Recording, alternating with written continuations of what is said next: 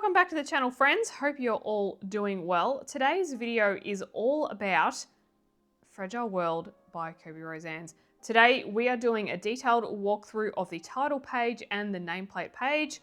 If you are new to my channel, this book is a new little challenge that I've set out for myself where I'm going to colour this entire book from cover to cover in order, with the exception of one page that I've already coloured months ago, but the rest was completely blank. So hence we have embarked on this great journey to get this completed cover to cover. Now, every page I do anticipate to feature on the channel in some way. It may just be a little bit different. So we may have lots of different types of videos. We might have color alongs, chatty tutorials, spotlight tutorials, detailed walkthroughs, even color alongs that I follow, buddy colors. Who knows? We will see how we end up. So I'm very excited to kick off this. Would I call it a series? Maybe. Let's call it a series. I'm very excited to kick off this series with you today and show you what I've been working on. And the first one that we have done, of course, is this little cute little guy on our title page here.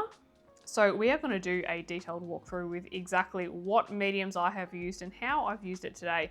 So this was a very easy page to complete. I really enjoyed doing this one. This was, I think, maybe like only a few small hours, a few short hours, I believe. Now I've started off the page using some PanPastel. Some even call it PanPastel, if you will. PanPastel. And the color that I have used is Phthalo Blue Tint, number 560.8. And if you're not quite sure what PanPastel looks like, it's these bad boys here. I really like PanPastel because I'm a very messy person and I need something that actually keeps all the pastel work contained. So I've used this little guy, and all I've done is I've just done a light wash from the middle to the outer, and I didn't want to take it to the edge. I didn't want to do anything too drastic, and it's actually just super light. And the materials that I have used to actually apply the PanPastel, I've used these little finger daubers here. Now this like tray, a little case of them, you can actually get off Amazon. I think there's like 24. And I've literally you just pop that on your finger and you just dab that in there and then you just go for it. So I've just used that because I can just get a very soft effect. It's not too big. It's nice and small. I'm not getting stuff everywhere, which is great. So I've used that. So all I've done is I've just started just within his little body, and I've just circled it outwards, and I just keep on smoothing it out until I get this nice, smooth gradient. I can see there's a few little patches which I could go over it again, but I feel like, I don't know if this is just me, but sometimes it takes a few days to settle. Sometimes I might apply the PanPastel and it's looking really good, and then I'll wait a few days and then I'm like, oh, there's some little patches there. So sometimes I will go back and apply a little bit more. I have applied a workable fixative to this, and before I apply the workable fixative, I usually go over with a kneadable eraser, because when you're applying PanPastel, you want to get the pastel like pretty much as close to the line as you can, so you will be going over it. However, you can erase it. So I find that I don't use masking fluid. I use a combination of a kneadable eraser. So I'll do all my PanPastel and there'll be sun coming over into the main work, and I'll just dab it up with a kneadable eraser. So it actually just feels like blue tack. But this is, and you can see all the residual pastel that it's brought up already from this and for the other pages that we're going to go through. But this is just fantastic. And if there's any little tiny spaces that I need to get in, which I haven't needed to do here because it's all been, there's a pretty solid outline that I'm pretty happy with, I use a mechanical eraser, and I'm absolutely loving the Derwent one, and it's got a really tiny eraser on the end that oscillates quite fast, so it will pick up the pastel very quickly, opposed to if you were using a normal eraser on the back of a pen that's the same size, because you're just trying to move it back and forth like that, it's not going to pick it up as effectively as a mechanical one does too, because it spins very fast, like so. If you don't have any finger daubers, you can of course use the PanPastel have the soft tools that are available, and you can use anything that you like really. So sometimes I'll use makeup pads, and sometimes I'll even use just a little cotton bud. I keep a whole stack just in an old coffee jar. And so once all of that was applied, I sprayed a workable fixative. Now I use the Micador workable fixative, but you could use any fixative that you like, just to seal off the PanPastel and help it sit there while you continue to work. I also apply a piece of paper under my hand as I'm working on the pencil elements. If I've done PanPastel first, it just helps me not pick up any residual stuff on my hands, because I don't really want to be absorbing the PanPastel on my hands. It's not very good for your skin if you were to do that. So, and then the next thing that I started was with the sand here. Now, when I kind of was envisioning this page, I knew exactly what kind of tone I wanted the sand to be. I didn't want it to be too bright yellow, and I didn't want it to be too washy either. I kind of wanted something that had a bit of depth and dimension to it. So we will go through our colors, and I used Prismacolor for this page and Prismacolor for the next page that we'll go through in a minute. So the sand, I've started off with Sienna Brown 945. Again, this is the Prismacolor, and I've started off in the areas that have the most shadow. So where Kerby has placed majority of his line art and his little cross hatchings, or whatever you want to call it. The darkest areas is where I apply the darkest color in the gradient, and I just fill it in so around here, around there too, and you can see that I've just gone in around the bottom, and I haven't really done too much around here because this section here isn't really hidden away, it's more brought forward, but these areas are more toward the back. And then moving up the gradient to our goldenrod. The goldenrod's just a really nice sandy color, a nice mid-tone. And so I'm using the goldenrod really to bridge the gap between the lighter colors and the sienna brown, because the sienna brown's quite dark compared to the rest, but the goldenrod just adds a nice little gateway to those colors, and they blend really well.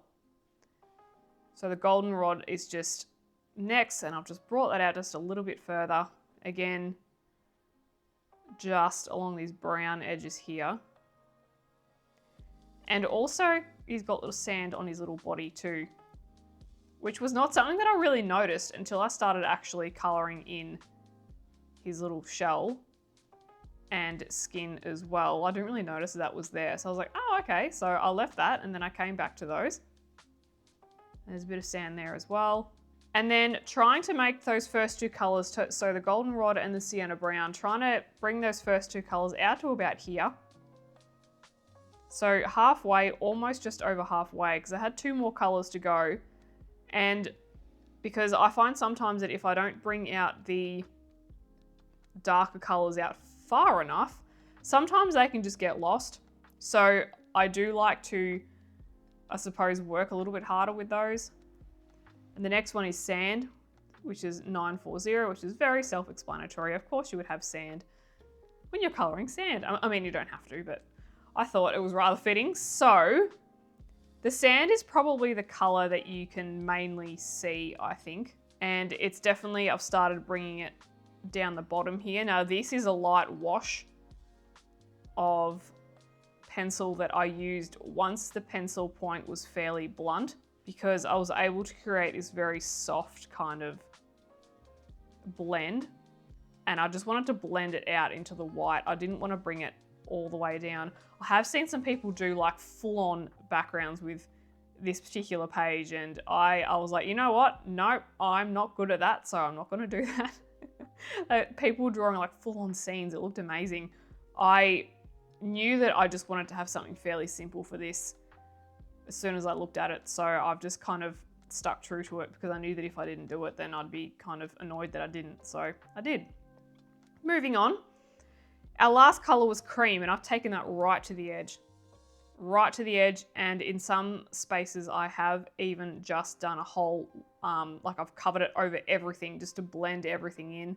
And I've brought it on the out here as well, where I'm trying to just fade that out into the white. I've brought it out there again, just with a blunt or blunter tip. Let's see if I can show you what I mean. You can see that there. See how that's not completely sharp? Sometimes, yes, most of the time, I need a sharp point. But if I'm wanting to achieve something soft, I'm going to need a flatter tip there, because otherwise I'm just going to see my pencil strokes too much, unless you are holding the pencil back quite far. But for me and the way that my colouring works, and I suppose just my taste and how long I've been colouring, I'm still on my colouring journey, I find that it helps me if I have a bit of a flatter tip for certain areas, such as trying to get something super smooth and outwards as well. Now, if you don't have PanPastel, you could actually use a blue pencil and do the same effect. It just takes a bit longer. So, or you could even use distress ink if you want as well. It doesn't really matter. It's just, again, to taste. And again, you might open the page and have a completely different vision. And sometimes you just have to go with the first vision that you've had for the page, because otherwise if you do anything different, you'll be like, oh, I wish I could go back. And then of course I have finished off the sand and other elements too, which we'll get to, but finish off the sand with some white Tooliart paint pen. And this was just covering up some black lines because we've got so many black little divots and stuff already there by Kerby's pen. I wanted to just erase some of that and just kind of accentuate the light points, and you can see that I've done that on the eggshell as well. Now, moving to the eggshell, you might notice that it has a little bit of a green tinge. That's because I used ginger root as the middle color, and there were so many different ways that I could go. I looked on Pinterest for baby turtles hatching out of eggs, and a lot of the eggs were stark white or cream, so it would have blended into the sand too much. And I wanted to have something that was contrasting, but not too much, because I wanted the object to stand out. So I decided to go with colors that matched, but were a little bit different. So the first one I went to was Sandbar Brown, which is 1094. And again, I followed the same method of coloring as I have with the sand. So I've just started on the darker areas and I've just blended it outwards. So I've started with a harder pressure and I've just blended it outwards. And mainly I've done that where all Kerby's marks are, and also underneath, closer to the sand, closer to some of the edges here. My middle color is Ginger Root 1084, which actually looks a bit green, but it is one of my favorite colors. And I knew that when I would be combining it with the Sandbar Brown and cream, I knew that it would dull a little bit. So I was keen to go ahead, and I think adding just a touch of green as well into the eggshell just really kind of helps everything blend with the rest of the turtle as well. And so I finished with cream. So again, that's 914, cream 914, let's bring that over, 914. So again, we're starting to have similar colors. Now, I've already used the cream, but I do like to bring colors across into different elements, the same colors across into different elements, I should say, because I feel like it just adds cohesiveness to the page. I feel like it's just variation on a theme, and it helps things not look too contrasting. Yet, as much as I want contrast, I also want balance and I want harmony across the page. So I want things to have a relationship to one another as much as they need to be their own entity, I suppose. And so that's why I chose the cream. And I also feel that the Ginger Root and the Sandbar Brown also look nice compared to these. They're both very muted. And so the whole thing is looking quite muted. We've got some muted browns, muted greens, muted yellows. So the overall image is quite soft. Now for this guy's little body, and I deliberated for a while as to what colors I was going to use. I just wasn't sure.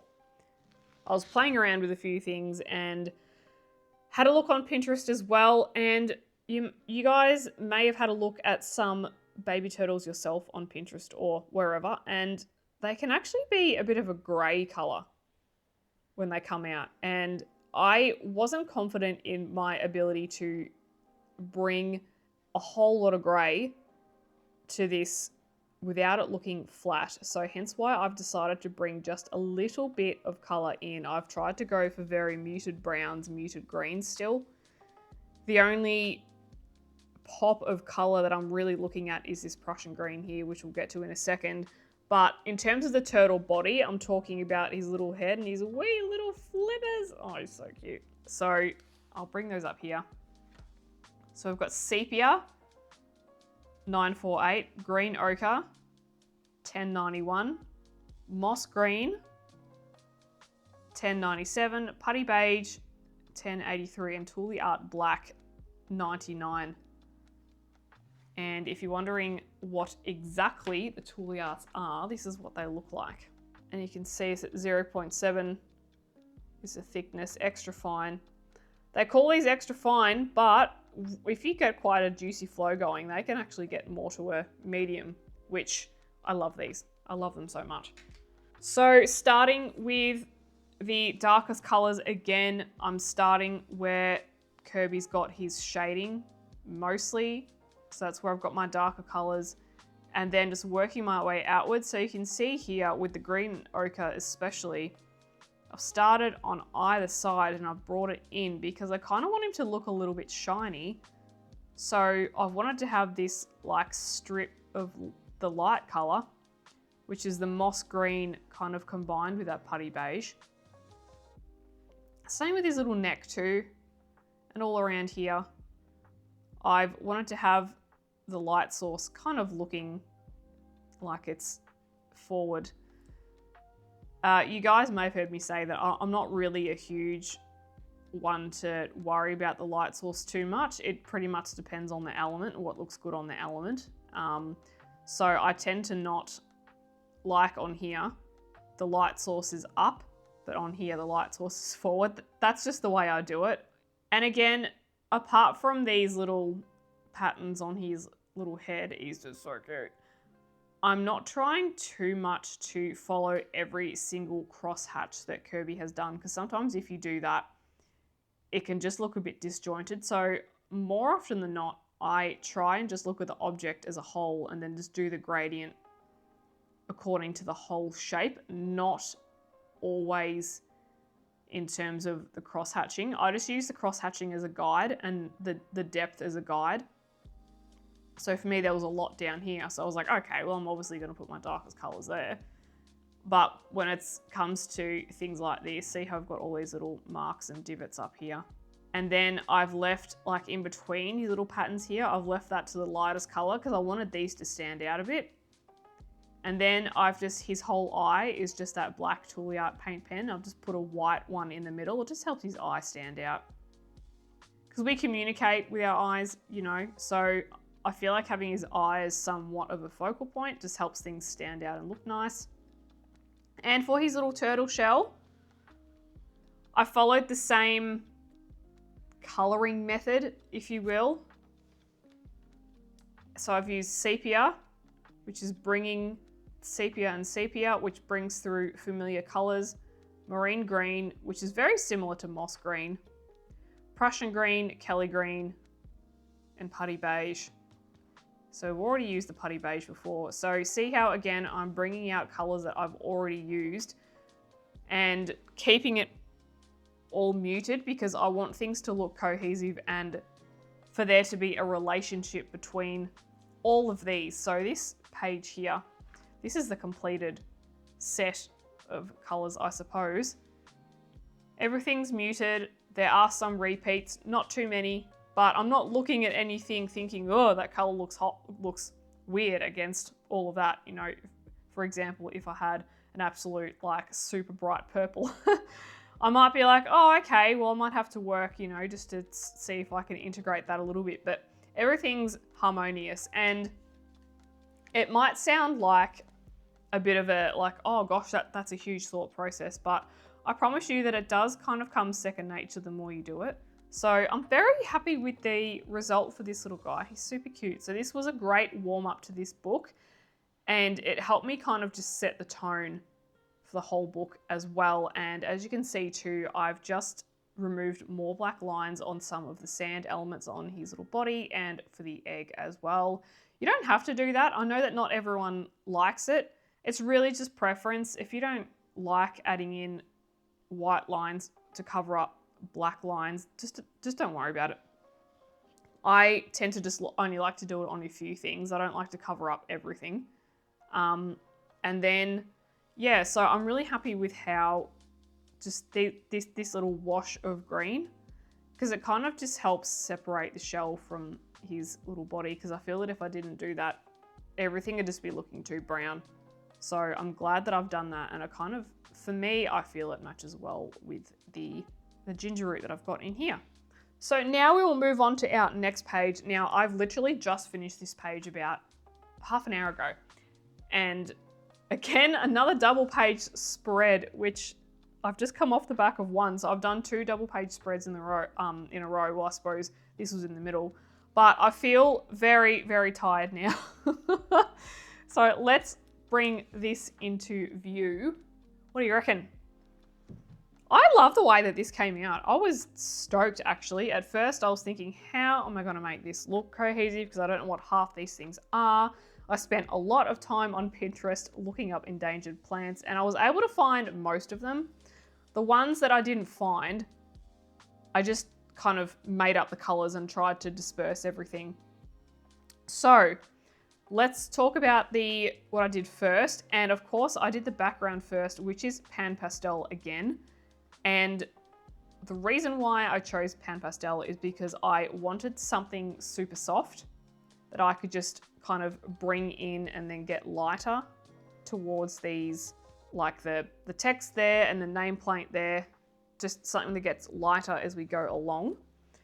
And I didn't want to do Distress ink because I would have had to mask up all these tiny little areas, and I didn't have the patience for that, and I don't necessarily have the skill set to see all these fine little bits and pieces. I just don't have the skill set for that. So I knew that PanPastel would be fine because, like I said, if you were watching the first part with a little turtle, how I used a mix of the putty eraser and the Derwent as well.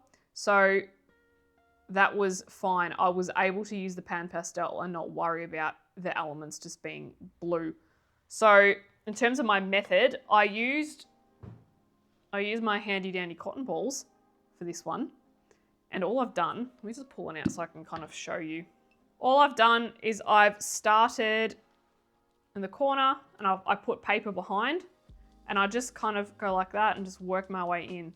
And this is actually a few colors if you're wondering about the little gradient that we've got going on. So let's talk through that. So we use our Phthalo blue tint, and I've got this pearl medium white fine. And then I've actually got a Phthalo blue shade. Now it's this one here. I started on this one and I just brought all that in, and I just went over the elements. I didn't worry about them because I knew that I could erase the PanPastel from them, and I did so, and I was happy with it. So it was all good. I started with this, and then I was like, oh, you know what? I feel like it's a little bit too light. And so I just dabbed a tiny little bit of this, and I just brought it in from that edge into there, and I've kind of just tried to mush it. And then I think at one point I felt like the text was too dark, so I had too much blue over it. So I actually used my putty eraser and I erased a fair bit of it, and then I used a white just to blend it all together. So you really can, with PanPastel, you can just blend and blend and blend until you get this nice kind of gradient that you're happy with. And even, I think on camera will show up a bit more flaws than the naked eye, because I'm looking at my monitor now and I can see how harsh that area looks. So I might go back and fix that up. But as I'm looking at it, it looks fine. So it is quite interesting. So the same technique. And again, I've used these. You could use a makeup pad. You could use the soft tools if you want to. To me, it's really just about preference and taste. To me, I don't think there's really one correct way to do it. That's just my opinion though. If you have a certain way that you like to use PanPastel, then by all means. Oh, and by the way, I keep all of mine in a stack. So I've got all my blue shades in a stack and I go from light to dark. And I do the same with all my colors. So again, once I was happy with my PanPastel, I just used the putty eraser, or sometimes it's called a kneadable eraser. They're pretty cheap. You can pick them up any craft shop really, any art store, online, Amazon. I think this was a Faber-Castell one, but they just feel like blue tack. So I picked up all the big areas with that, and then I went in all the fine areas with this and really gave it a good workout. So that was the background. Very quick and easy. And because we've got such a large space, I find that pastel works really well. And you might be able to see some of the areas that I've erased too as we're going through it. You might be able to pick up some areas where you can see it, because it does get a bit fiddly with all these little areas. So I feel like we've done a good job considering. Okay, so the next element to me that completely stood out as soon as I opened the page was the corpse flower down here. As soon as I saw it, I was like, you know what? I know what it looks like. I know what color it is. I'm very confident in going ahead with that. And I did consult Pinterest anyway, just in case there was some other variants that I hadn't seen, thought that they looked really cool. But I pretty much had not picked my color scheme. I was just gonna let Kerby's illustration pick it for me. And I started researching the different types of endangered flowers and found quite a few. So I've just let them choose for me, and I think it's come out quite well. So, and I'm wondering if that was intentional with Kerby. I'm wondering if he knew what it would look like completed if all the colors were followed. I don't know. This is probably my favorite out of the whole page. I love the way that this has come out. So I really like the range of reds that Prismacolor have on offer. So I feel like I was very spoilt for choice. So I decided I consulted Pinterest, and I decided to start with a dark red that ended up in like this salmon pink kind of color, and then with these off-white dots. I was debating whether I'd leave the dots blank or not, because it did look really nice, and I decided to cover it, and I'm glad I did. I think it looks very striking because it's kind of, there's not much highlight work on this page, so I think that is like the focal point. Like when you open the book, it's the first thing that you look at. Okay, our corpse lily, black raspberry, $10.95. Now I should have said this at the start. Feel free to screenshot any of this if you would like these color combinations, etc. And just as a note, I do grab my color combinations from a wide variety of places and resources, and often I do mix and match them and make them up myself as well. So black raspberry, $10.95, Tuscan red, $9.37, crimson lake, $9.25, scarlet lake, permanent red, pale vermilion, salmon pink, and 90% warm grey. So take a screenshot of that, because I'm going to show you how I use this. This 90% warm grey I've used in the middle here. There was a lot of like cross hatching that was already done. And if you look at photos of them, they're like super black in the center anyway. So I used a warm grey because the reds are fairly warm, and I've just done more of a stronger layer of the grey, but then a lighter layer of the red as well, because I do still want it to look red. I just wanted it to look super shadowy. And then, so I've started with the gradient. So I started with the black raspberry here, and it's slowly gone up and ended with the salmon there. And followed the same principle for the leaves. However, I've just started on different directions. So you can see here how I've just started all around the corner, all around there and around there, just working up the gradient. I don't know if you can see it past the dots, but Kerby did provide quite a lot of shading guides as well. So I've just used that as a guide. So where his hatching was the strongest, that's where I've generally applied my darkest colors. I've left some space to add some lighter color around the edge here, just for a bit of fun. Makes it look kind of cool. And then the pan, so I actually nearly like put this pen on there. The pan color, sorry, the Tooliart that I've used for that is, what have we got? Number 2. And this is in their pastel set. So this is just like an off-white, creamy, probably wouldn't call it ivory. I'd probably call it cream. You can see the paint color there. Because a lot of the flowers that I found on Pinterest actually had this off-white kind of dots opposed to white. And I feel like it just looks a little bit nicer. In conjunction with the rest of the page, I feel like it works well. And the next element that I went to after this was done, I've moved straight up to these things here. I think these are called Blue Jade.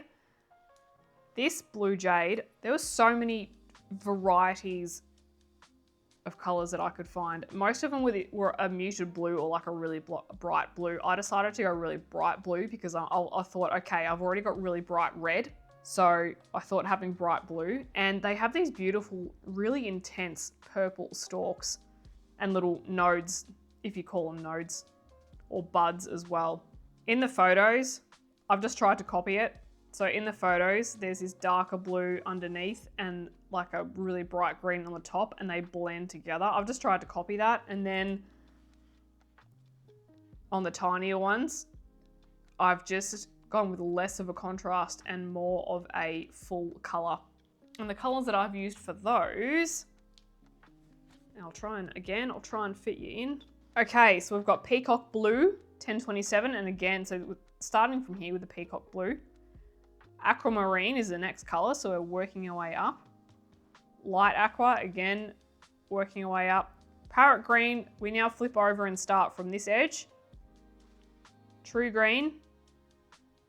Then Grey Green Light is like the blender, so to speak. So I don't apply the Grey Green Light until the very end because it just blends all the colors together.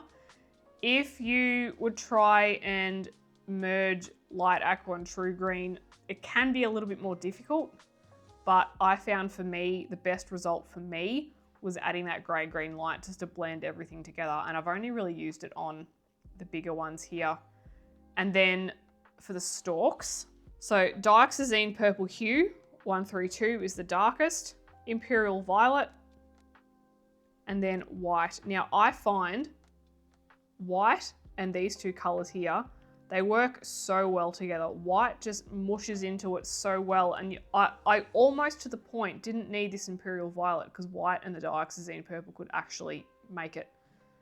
And I'm really happy with the result. So again, you can screenshot those if you want. I find the depth of the shading is really nice. And so I've just started with darker there, worked my way towards light. And I've just done a bit of a thick line of the darkest purple over the top. And same with the twig. So around this edge here is my darkest. And then I've just applied the white. And it just, again, it just blends so well. I'm so happy with it. And these tiny ones, I think I've just gone with Peacock Blue, Aqua and Light Aqua. I may have thrown in a bit of True Green because it was small enough to kind of look okay. At the point that I completed this, I didn't know if anything else was going to be this color, but I'll talk about more how I combated that. The next thing that I've completed were the green pitcher plants. These were a funny one to do because there were a few different varieties of these that were coming up on the line on Pinterest.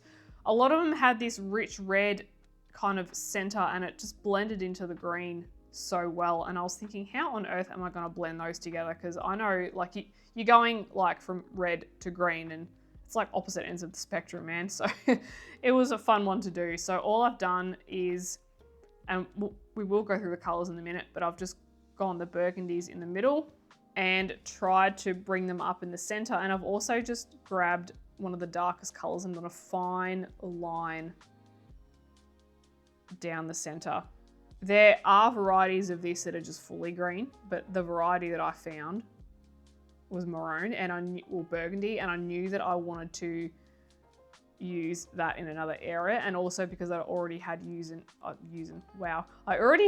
red, and I've also used a Tooliart paint pen just to do like a nice border of these openings. I think this is like wine color, but let's go through the colors of that. Okay, Mr. Green Peach Plant. Now, I do apologize if there's any focus issues. My camera loves to hyperfocus on things, and because this book is like slightly 1 centimeter closer to the lens, it's going to make that look a bit blurry, which is fun.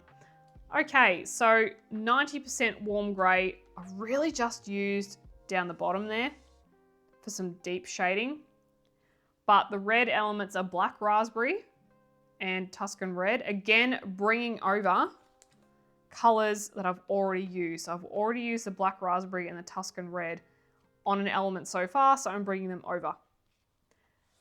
And then olive green, apple green, spring green, and chartreuse. Now I've really just used the chartreuse just to vibrant up the whole thing, just to give everything this like pop of color, and it's worked really well.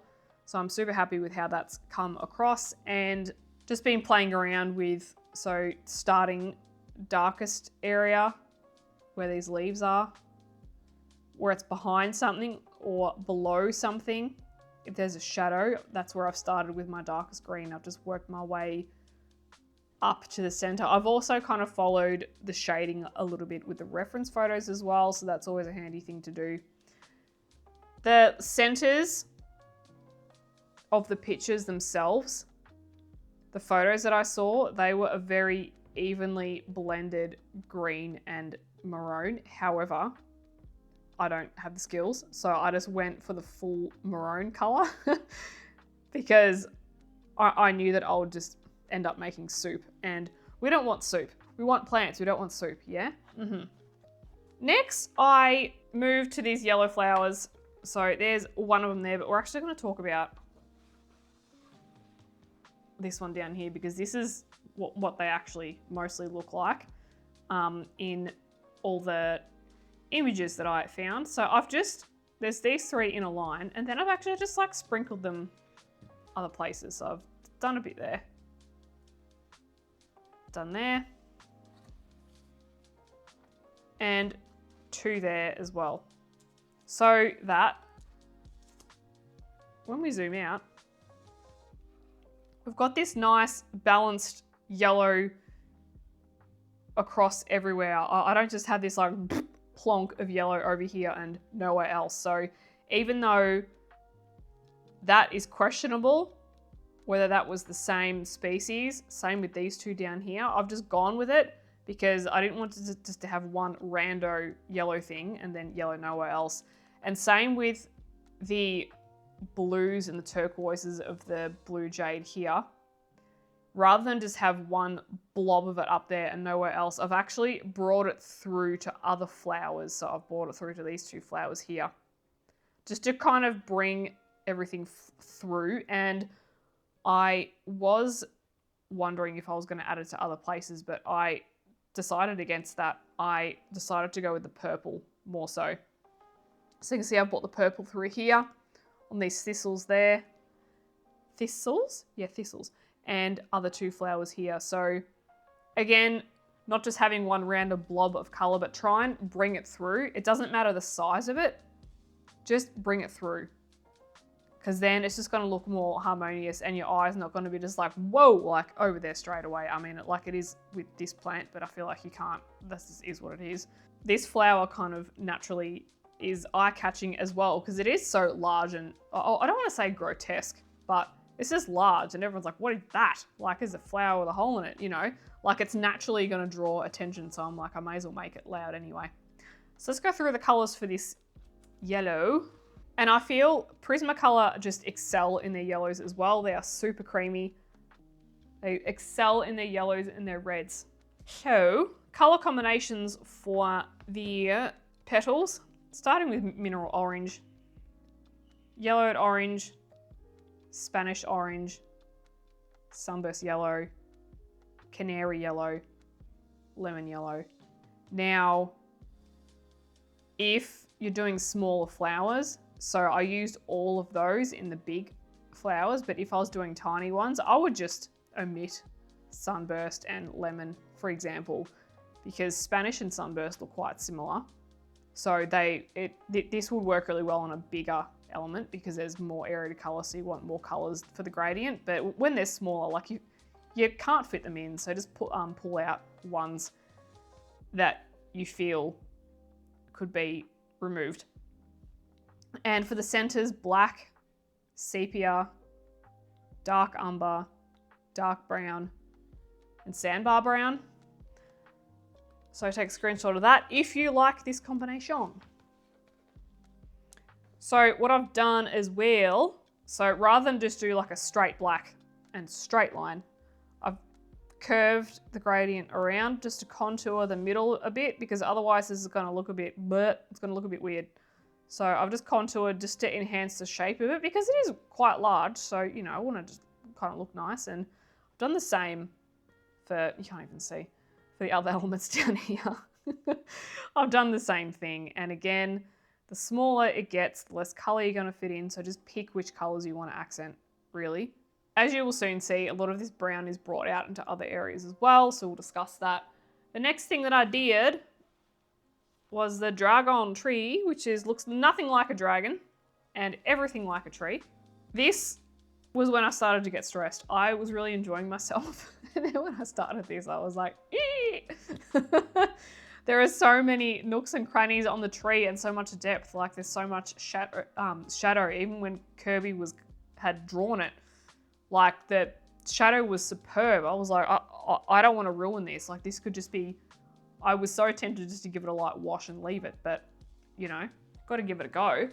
Of course, again, darkest colors at the back, bring the lighter colors forward. Down here, there is so much little barky bits, and even when you look, like when you Google these trees, they do have these clumps of dark brown on them. So I wanted to stay true to that.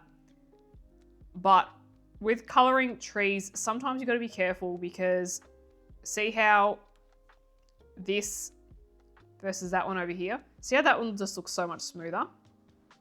That is because I've just followed a gradient, whereas here I was really focusing on, okay, where are his shading? Where has he gone the darkest? And I felt like I was just overthinking this bit too much, and it looks a little bit patchy for my taste. So in general, I would just look at the whole, pardon the pun, forest for the trees, and just take the whole shape and do the gradient around the whole shape. And I started to do that up here, where I've gone the darkest colors at the back, because that's more hidden, and bring the lighter colors forward. And if you look at photos of these dragon trees, they're very distinct in having this like canopy shown. All right, follows the dragon tree. So 90% warm gray, dark umber, dark brown, light umber, sandbar brown, 30% French grey. I love me a 30% French grey. I love the French greys. Marine green for the foliage, Prussian green, and sap green light. And let's go through that. Okay, so with the foliage, I've just taken the darkest colour. I can't remember which one I started with. I think it was the Prussian green. No, I started with the marine green, and I've just gone into the little gaps. I've just tried to go in the areas. Let me zoom in. We're going to see it better. See how all these little bushy things, they have little gaps, and you can try and make out where the darkest points are, like where, like this is kind of tucked behind this one, and that one's kind of tucked. Yeah, like they're all kind of in layers. And so I've just tried to go what I would perceive if there's an element that's behind something, I've gone darkest first, and then elements that are closer to me. Same kind of theme with the tree. I've just gone darker behind and then worked my way outwards. So that was with the marine green and the Prussian, and I've just kind of dappled it. And I've used varying pressures, so I've just used light and dark. Because if you tried to color each tiny portion of this on its own, you'd be here for donkey's years. I mean, you could certainly do that if you wanted to, but for me, I had the whole page to consider and I didn't want to be sitting here for 2 weeks. So I've kind of just gone where it's obvious, and then I've just started blending the colors outwards. And then I've used the lightest color, which is the sap green light, just to blend everything together. We all have our own way of coloring foliage, so if you like to do it a different way, go for your life. But I found for me, this gave me the nicest effect in the most efficient time. Okay, so to the right of the dragon tree, I found one photo of this. One. And it didn't have a name. So this is a tree. And this tree, I think, looks very nice. And I wanted to, again, have the trees looking similar in color, but not so similar that it was a carbon copy. So I've used existing colors and I've brought in new colors. And those colors are, for the actual trunk, dark umber, chocolate, light umber, beige sienna, putty beige, and white. No, that was for the flowers. Remove those. These 4 are the tree trunk. Putty beige and white are the flowers. And then for the foliage, dark green, Prussian green, Kelly green, sap green light, pale sage, and chartreuse. Again, colors that we are already using. And this side here says I've also for some other leaves and shrubs. So I've bought this combination is here, but I also started to dapple it everywhere else, because see how I've got all this grass and all these shrubs, and it's like, how do we even start? So I've used those colors down here with these little shrubby bits and some leaves, and I've just weaved it all through. Let's go over to here, because there's so many little sticky bits and leaves everywhere. So hot tip is when you take combinations from your bigger stuff and throw them into the rest, because then you don't have to think about it as much, and you can just do washes of color and blend colors together, and then it kind of solves the equation for you. And then with the flowers, I've just outlined them with a Tooliart paint pen in white, and I've used a gold jelly roll pen. And this middle little section here, this is the same colors from here, but I've just chosen an extra, oh yeah, no, I mentioned it. I've just done a light wash in the chartreuse, and then I've just used a sap green light and a Prussian green just for a little bit of shading, not too much. Again, I wanted this to match, but I didn't want it to blend so well that you couldn't see it. And with this, I've just done the shading with the foliage that's tucked in behind the leaves. I've just done the shading from the middle and worked my way outwards. The grass is pretty much all the background. It's like in this hill. It's just like this little hill here. So usually what I do with this, because the grass is behind everything, I take advantage of Kerby's shading, and I grab a warm grey, which I did in this. So I grabbed the 90% warm grey because I've already used that in here and other elements. So why not use it again? And I've just done a light wash of it over here. Zoom you in just to see exactly what I mean. Can you see how just behind some of the leaves, the grass looks darker? That is because of the warm grey. And then I've brought it over to the other side as well. And what I find that this does, that by doing the grass first, it can actually just bring out some of the elements to light, and you can start to see where your other bits are. So you can just colour those in. Okay, so with the grass, 90% warm grey, olive green, and apple green. So again, colours that we've already used. and just bringing those through. Half the time I would end up just colouring darker and then fading to apple green and then just starting there and doing the same thing. So it kind of creates a bit of a tiered look. And then we also have these whole portions of tiny flowers. So these are just, like I was saying before, recycled colour combinations from bigger elements that I've just brought through. And it just brings a whole level of balance to the page, because I've got purple, you know, everywhere. I've got reds brought through. I've got the yellows. We'll talk about those little pink ones. That's at the end. But these are my colours. For the random tiny flowers, Scarlet Lake, Salmon, Canary Yellow, Peacock Blue, Light Aqua, Dark Sazine Purple, Imperial Violet, White, Putty Beige, Chocolate, and Sepia for the centres. And you can see I've just paired them. So I'm obviously not going to be mixing yellow with blue, so I just pair the colours together. And it just means that I'm making less like fresh decisions. Half the decisions are already made for me, which is great. Okay, let's go to these baobab trees.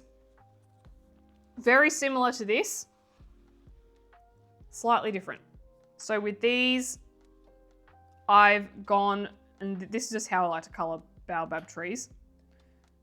I've gone with the shading in one direction. So rather than be like, you know, over here it's more about depth. Over here it's about shade direction. So the colours that I've gone with, very similar, a tad different. So 90% warm grey, and that's mainly, I'll show you in a minute, that is mainly for some shading. Sepia, dark brown, chocolate, light umber, beige sienna, and olive green and pale sage for the leaves. Now I've followed just the same principle for the foliage as I have in the dragon tree, and you might be able to see it just a little bit better in the baobab trees. So I've just started with my darkest colours and just worked my way outwards, and I've just done a light wash of the pale sage. And I've actually used the warm grey down here where it's kind of sitting behind these other flowers, just for a bit of depth as well. And again, I've just followed a really smooth gradient, so I haven't followed all these little lines. I'm just leaving those little lines to do the talking for themselves. I don't feel like I need to accentuate them anymore, but I do have darker shading up here. Okay, let's talk about the Venus flytraps. For most of this, I've used colours that we've already had, which again just adds to the cohesiveness of the page. And so we're going again, we're revisiting the black raspberry, the Tuscan red. I've introduced a henna and a pink rose. I felt like the tone of those matched really well. Dark green, olive green, apple green, spring green, and pale sage. Again, colors that are already well used and well loved, because I don't want to add, yes, in pages like this, you're naturally going to have a huge amount of color, but I don't want to have so much new color that it just looks like soup. Okay, moving along to the trillium flower, which is actually down here. It took me ages to figure out what this was. I'm fairly sure this is a trillium flower. So I've actually just used the putty beige and the white combination. I've just brought that back out. Okay, so trillium, putty beige and white, apple green, spring green, and pale sage for the leaves. Again, we're using colors that we already have. We're just mixing them up in different ways just to bring out some variation on a theme. And I actually used, for the center, I was really liking the tone of one of the jelly rolls here. Now this is jelly roll 432. Now, if you can hear a whole lot of scraping and things, that's my dogs. They're going crazy right now. They know that I'm talking to a camera and not talking to them. So they're going berserk. So number 432 in the jelly roll, Moonlight, I should say. This one here, and it just adds this, it's this nice little muted green.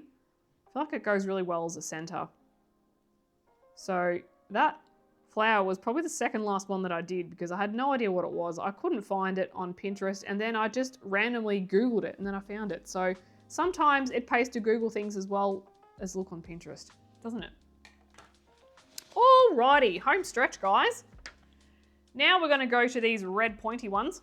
And again, I couldn't find them anywhere. I actually thought that they were birds of paradise, but I think they're like a cousin, potentially.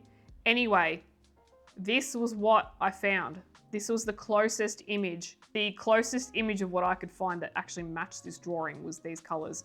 So, which was a great, I was actually super happy about because it was a great opportunity to bring those reds through again, to bring those vibrant reds through. I don't know what it's called. This plant is called because I couldn't find the name. But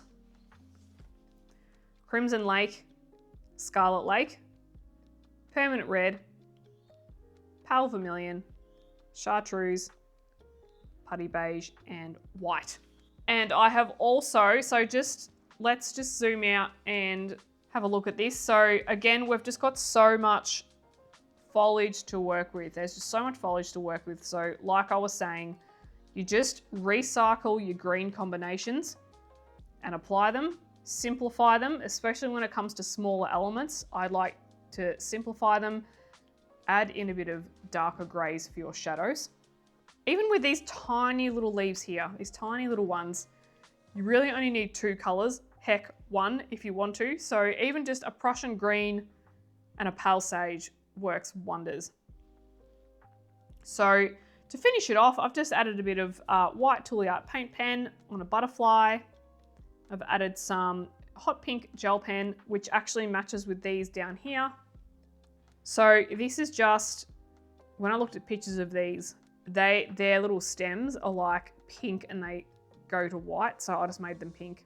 And then their little doubly things are bright green. So I just brought out a couple of my neon colors, which are, this green one is 427 and the pink one is 421. This is both in the Jelly Roll Moonlight, size 10 too, which you can see on the caps there. Size 10 is usually what that's my go-to. I did everything in about 2.5 hour sittings. I find that if I do anything longer than that, I end up just going bonkers and I need a break. So I think this page took me about 4 or 5 days all up, which is quite normal for a double page spread, even though majority that there's been a whole chunk which is PanPastel. I find because there's so many intricacies that we need to work with, that sometimes these things can take longer. So, and with the bee as well, I actually think I just brought out 2 colors from over here, or 1 color. There was a color over there was mineral orange, and then I've actually just, I think I used goldenrod. And just, I really like doing wings like this. I like just doing an outline. So yeah, I mean, this is my completed page, guys. Where to from here, right? So the next page that I have to do is the publisher pages, and I'm thinking Neo Color too. What do you reckon? I'm thinking we could do some really cool water effects, and then I could do something. I'm just, because the highlights are like black, it's kind of like inverted. I'm just wondering if Neo Color 2 is going to be the best, but I think that'd be fun. I definitely won't be doing Distress ink because imagine having to mask up all of that. No way. PanPastel potentially, but I feel like we need a bit of movement here because there's actually a lot going on. Like this just looks like the middle of a washing machine to me.